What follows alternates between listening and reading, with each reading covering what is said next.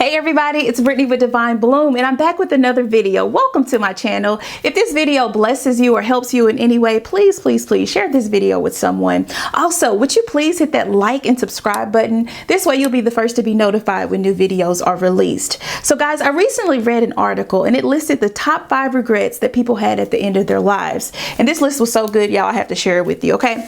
So the number 1 regret that people had at the end of their lives was that they spent too much time worrying.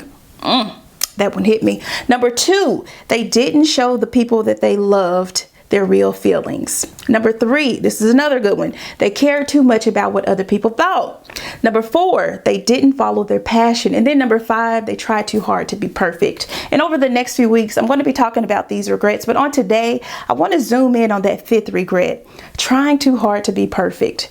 Y'all, this one hit me like a ton of bricks because I've been so guilty of this. I can admit it. I am a recovering perfectionist, okay? I have wasted so much of my precious time and energy striving for perfectionism. Perfectionism is often defined as the need to be or appear to be perfect. And some of you are thinking, you know, I know it's not possible to be perfect, so I'm good. This video isn't for me. But see, perfectionism is sneaky. Perfectionism, it shows up in different forms. Perfectionism is also the lie that we can somehow earn our worth. Like if I finally get that degree, that spouse, that child, that home, that job, then my life will finally be perfect. Let me dispel that myth. You can't earn your worth. You already are worthy. See, we often use perfectionism as a mechanism to protect us from criticism. Let me say that again. We often use perfectionism as a mechanism to protect us from criticism. So you can do everything in your power to avoid criticism. But here's the thing. People will always have something to say. People will always have something to criticize.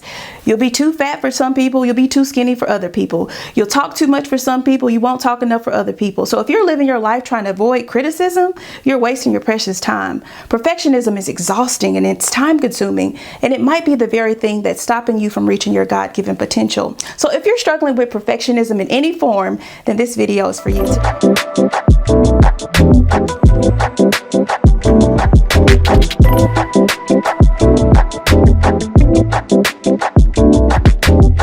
So are you struggling with perfectionism? Do you feel like what you try to accomplish, no matter how hard you try, it's just not good enough? Or maybe you procrastinated your deadline because you're too scared that it won't be perfect. Or maybe you take a little bit too long to write that email or that text message because you're afraid of how you'll come off. So if you're struggling with perfectionism and you're tired of trying to do everything perfectly, well, let me share with you 3 things that you can do to overcome this battle of perfectionism. All right?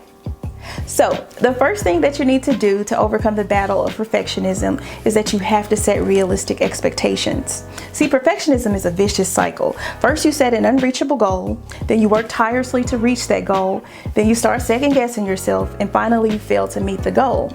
And then when you fail to meet the goal, you start looking at other people and comparing yourself and wondering, what's wrong with me? They make it look so easy. Why is it so hard for me? And then the cycle starts over again. And then this cycle, it could be avoided by simply setting realistic goals and expectations. All right, so the second thing that you need to do to win this battle against perfectionism is that you have to determine what success looks like to you. What is good enough for you? Ask yourself, what does successfully completing this task look like to me? What is good enough for me? Not good enough for society, not good enough for other people, but what is good enough for me? And only you can answer that. Colossians 3 verses 23 and 24, it says, whatever you do, work at it with all of your heart as if you're working unto the Lord and not man. So if you say, I did my best, I'm not trying to prove anything, Lord, I gave it everything I could, then leave it alone and move on to the next task, okay? All right, so if you want to win the battle against perfectionism, the third thing that you have to do is you have to remember that it's progress over perfection. I'll say that again. Progress over perfection. Progress over perfection. Get it in your spirit. It's progress over perfection. See, it's all about growth, not perfection.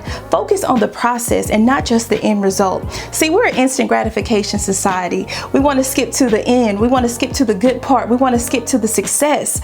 But it's in the process that we're refined. It's in the process that we're developed.